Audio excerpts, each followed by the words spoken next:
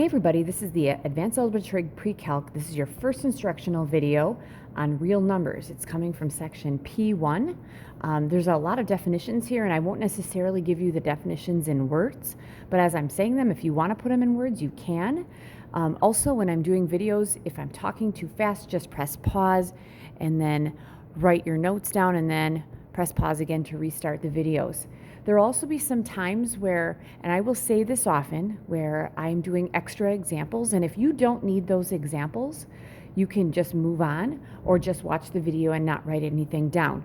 Generally speaking, anything that I write down on my paper, you should be writing down on yours. That's like the bare minimum. If you can think through some answers and you can visualize it, because I know some people don't have to do all the steps, I'm totally fine with that. Just know that on quick checks and assessments, you may be asked to do those, okay? So, real numbers. That's what we're going to talk about today. So what we're going to do today is we're going to talk about what kinds of numbers we can have. We are going to talk about some inequalities, and then we're going to do some things with exponent rules. Hopefully this won't take that long. Okay, so a real number. A real number is going to be any number that can be written as a decimal, okay? So any number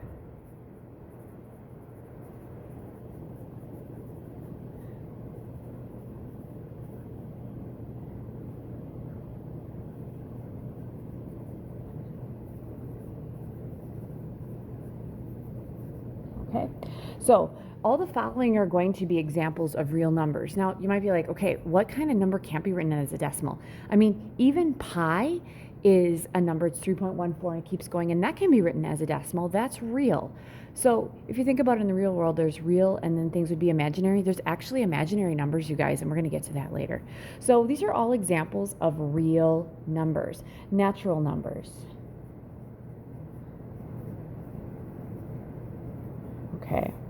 So I'm going to just give you the example of natural numbers. When I write natural numbers as a set, I'm going to use some funky brackets, and mine never look great. The smallest natural number is 1, and then we go 2, and then we go 3, and we keep going. I should actually have 3 dots there. That just means it's 1, 2, 3, and it keeps getting bigger. That's natural numbers. Whole numbers are all the natural numbers, including 0. So this one is going to start at 0, 1, 2, 3, and it keeps going. All right. All right. Then we have integers. I would say integers are the one thing that you're going to see the most. An integer is going to be a positive or negative number that is not fractional. So for instance, 0 is an integer, then 1, then 2, and then 3. But then also negative 1, negative 2, and negative 3. And if it keeps going backwards on the number line, those would continue to be integers. Kind of got crunched there. 1, 2, 3. Now, integers are probably the most important because you'll be asked to find the answer to the nearest integer, okay? Then, any real number can be written as, it can be rational. I'm going to make this little or, small or, irrational. All right, so a rational number is a number that can be written as a fraction. I'm going to actually write this definition down. So can be written as a fraction, while an irrational number cannot be written as a fraction.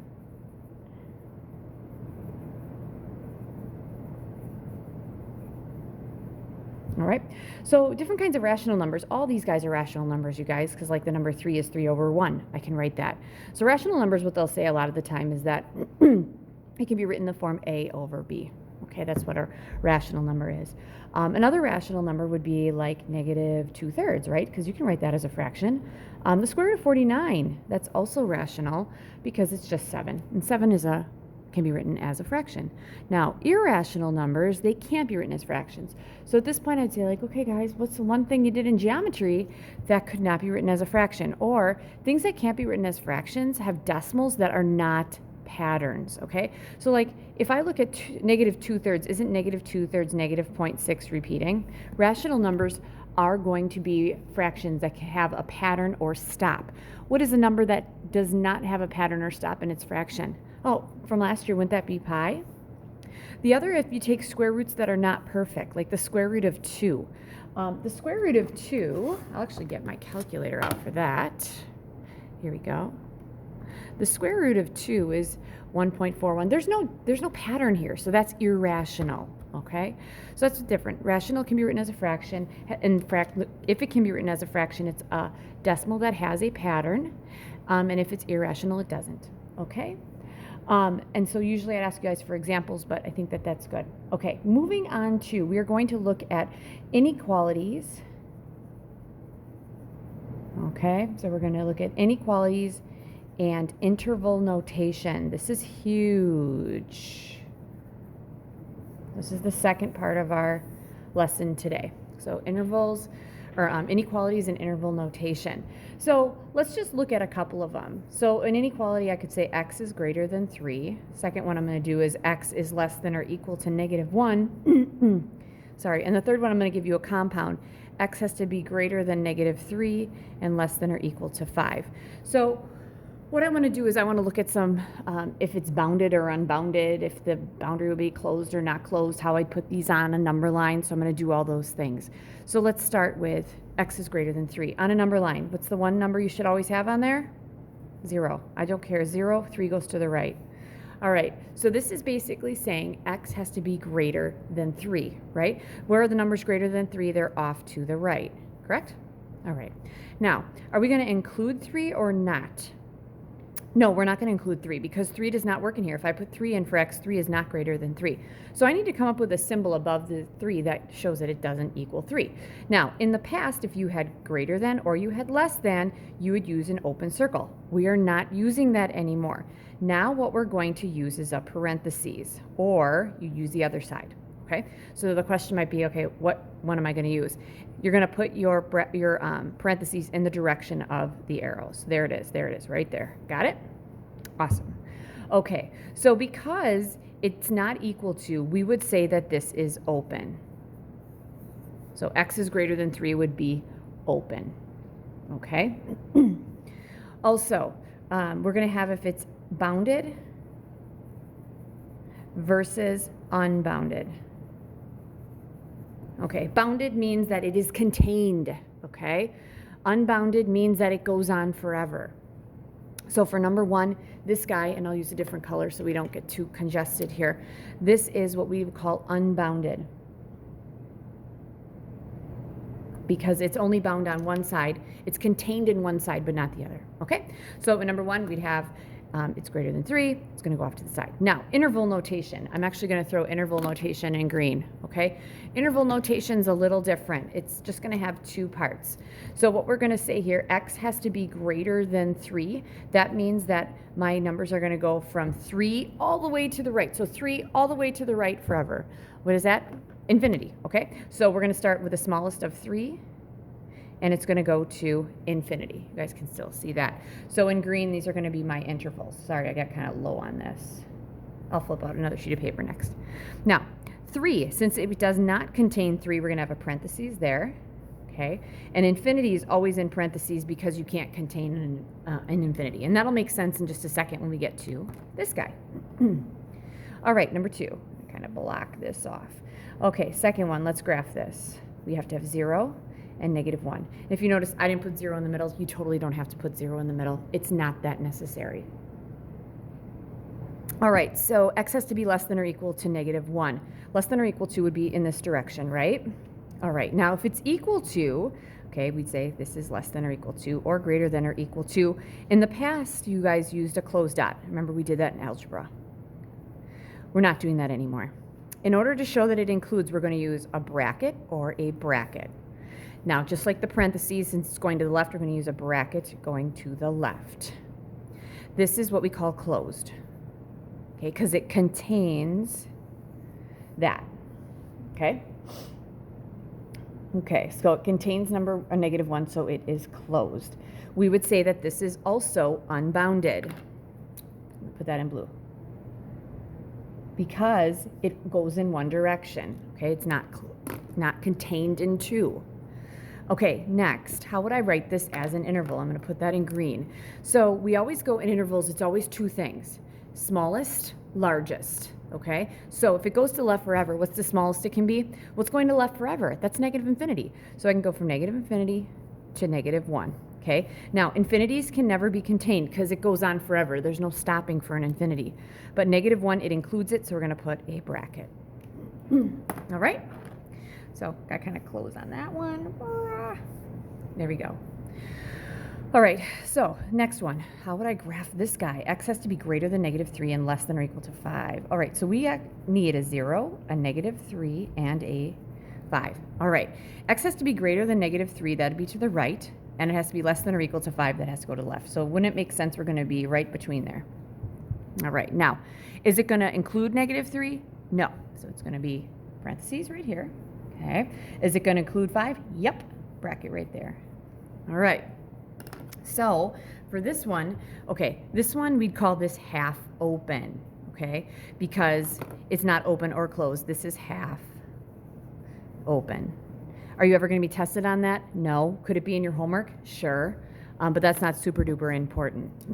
This is a guy that this is bounded. Okay?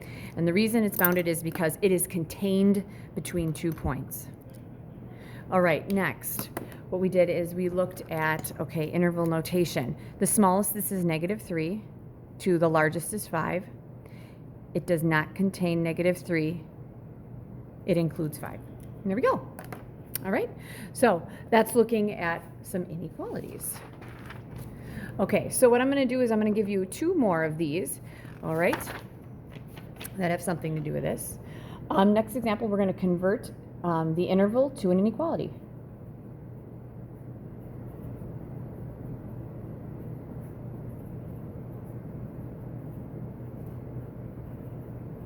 Okay, and I'm just going to give you one. I'm going to give you 2. And you can number these any way you want. Sometimes I go out of order, I repeat my numbers. I apologize. All right, so let's say that I have something like this, 0 to infinity. These will both be in parentheses. And let's go with -10 to 1. Okay, now, if you're a visual learner, I think that it's probably easier if you go something like this. Okay, so if I wanted to do my number line, and I really don't need a number line, but I'm going to have 0 here. Okay, so this is going from 0 to infinity. So if it's going from 0 to infinity, is infinity off to the right? Because if it would be -infinity, I would put a negative there. So I'm going to go off to the right. And it doesn't include 0, so it'd be like this. So as an inequality, wouldn't my x's or my numbers be greater than 0? All right? And then if I want to make this guy an inequality, if I need a visual here, I'd go 1, -10, or 0, -10, 1 here. Okay, we're going to go between here. It's not going to include this guy. It is going to include that guy, right? So this is like your skeleton for all compounds. You're going to have x has to be greater than something and less than something else. All right, your x has to be greater than -10 and less than or equal to 1, and it's equal to, we got to put that there. All right, so that's how we have those, okay? And then if I want to convert, next one, let's convert, this is going to be pretty easy. I'll just do one. The inequality to an interval. All right, let's actually just look at 2 of them. Sorry, I changed my mind. We're going to look at something like, okay, x has to be greater than 2 versus, oh, this is an interesting one, x is less than or equal to 1, or x is greater than 3. All right, so again, I'm a visual person, so I'm going to do my number lines. If you don't need them, that's okay. 0 to, x has to be greater than 2. Wouldn't that look like that? All right, now I need to put this as an interval, smallest to largest, okay? And if you need to, you can go ahead, do something like this, small, so it'd be a bracket or parentheses, large, bracket or parentheses. That's how they always go. All right, so the smallest this is 2, and that goes forever to the right, that's infinity. Infinity, always in parentheses, 2 is in parentheses because that's what it was. All right, now this guy, the word or, let's see how that works. X has to be less than or equal to -1. So less than or equal to -1 would look like that. Greater than 3 would look like that. That totally makes sense because an X could just be, a number could be here or there. It can't be in both of them, right? All right, so I would say X. So in this one, we're going smallest to largest, all right? So here we go. We're going to go from -infinity to -1. Okay, so -infinity has to be in parentheses. Okay, -1 is going to be there. Okay, or, okay, we're going to go from 3 to infinity. Okay, and 3 will be like this, and then infinity is always in parentheses. Okay, so this one had the word or, but when we're talking about where x's could be, sometimes we'll use something else for this. This is a u, and actually it's not even a u that looks like a u with a tail, it's just a u. This means in union with, and we'll get to that later. Okay, but for now, if you see or, it's going to be or. All right, that brings me to our very last thing, you guys, exponent rules, which I don't care if you're in Algebra 1, if you're in Algebra 2, you're in Calculus or anything. Kids do not like these, all right? We're going to start with 3 quick examples, actually 4, I'm sorry, and then I'm going to look at some other things. So we did do this in algebra, because I taught algebra last year. So you've seen this before. So the first one we're going to look at, they're all going to look the same. X to the 4th times x to the 3rd. Second one's going to be x to the 4th cubed. Third one is going to be x to the 4th over x cubed. The fourth one I want to look at is x cubed over x to the 4th. All right? All right, so here we go. So for the first one, x to the 4th times x cubed. All right, this is like saying there's 4 x's here. And this is saying that there's like 3 x's here, right? How many x's do I have? I have x to the 7th. Okay, so kids will be like, well, you just add the exponents. Yeah, but the reason you add your exponents is you're always thinking about how many x's you have. Now, in this guy, we have x to the 4th. It's going to be multiplied by itself 3 times. So if there's 4 x's here, 4 x's there, and 4, how many x's do I have? That'd be 12. So a lot of kids will be like, oh, power to power, you multiply. Totally. Okay. All right. Now, for 3 and 4, what I'm going to do is think, okay, I have 4 x's on the top and 3 on the bottom. So what this actually looks like is times x times x times x on the top, and then 3 on the bottom. So I'll ask you guys, which ones divide out completely, top or bottom? Let's see here. Top. How many left on top? Or the bottom, I'm sorry. Bottom divides out completely, left on the top is an x. Okay, so to go to this guy right here, all right, and I'll usually start with a fraction with fractions, just because I think it's easier. All right, so if I have x cubed over x to the 4th, all right, which one would divide out first? Okay, so I got 3 on the top, 4 on the bottom. Which ones divide out completely, top or bottom? Top. So this guy's gone. How many left on the bottom? 1. What goes on the bottom of any or on the top of any fraction that doesn't have a number? There's a 1. All right, so then I'd ask you guys, here's an extension, and I'm going to flip my page, and we're almost done. Bear with me. All right, so let's go with, if I said something like, let's say x to the -4th over x squared. Let's just say that I'm doing that, okay? Because this is something you guys could have had. I'll make this number 5 in algebra. So then the question becomes, sorry, my lights turned off. Nobody moves in here. I probably should have something moving. The lights turn off. So in algebra, you learned what you do with negative exponents. And what you do is they always flip to the other side as a positive. So this is going to turn to, this is the x squared I had, and that's brought down as an x to the 4th. And what's on the top of a fraction, if there's nothing, there's a 1. So if I take this and I want to simplify it, this is going to be 1 over, if I have an x squared times x to the 4th, it's going to be x to the 6, because there's 2 and 4, that makes 6. So what I would say here, negative exponents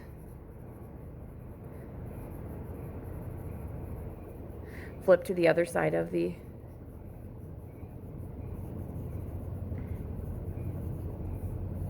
fraction as a positive exponent. Okay, and that's exactly what we did. All right, so we're going to end this little video by simplifying some.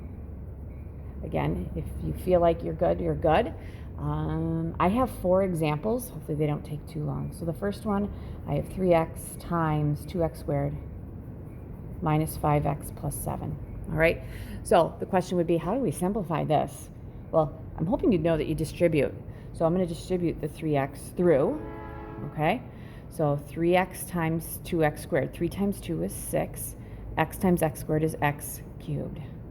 Now 3x times negative 5x. A positive times a negative is a positive. 3 times 5 is 15. X times x, that's x squared, right? 3x times 7, that's 21x. Can you combine anything? No, that's done. All right, second one. Oh, this is a pretty easy one, actually. 5 minus 2 times the quantity x plus 5. Okay, so what I'm trying to get you guys to think about here is you do the parentheses first, right? You can't combine anything, okay? Now, I wouldn't add these together. I can't because that 2 is being multiplied. So what ends up happening is that 5 stays put. And what I'm going to do is I'm going to take this through as a -2, okay? -2 times x is a -2x. -2 times 5 is a -10, all right? Then what I'm going to do is combine like terms. All right, so the x part usually comes first, so I'm going to go -2x and then -5, because 5 minus 10 is -5. And there you go. If you wanted to, you could write this as -5 minus 2x. It means the exact same thing. All right, here we go. Big ones. 3x squared, y cubed, z. This is all going to be squared over 4x to the -7th, y to the -2nd. All right, so let's see what this does. First thing you want to think about order of operations, you do the exponent, right? So that means this exponent has to be applied to every single one of these. Here we go. 3 squared is 9.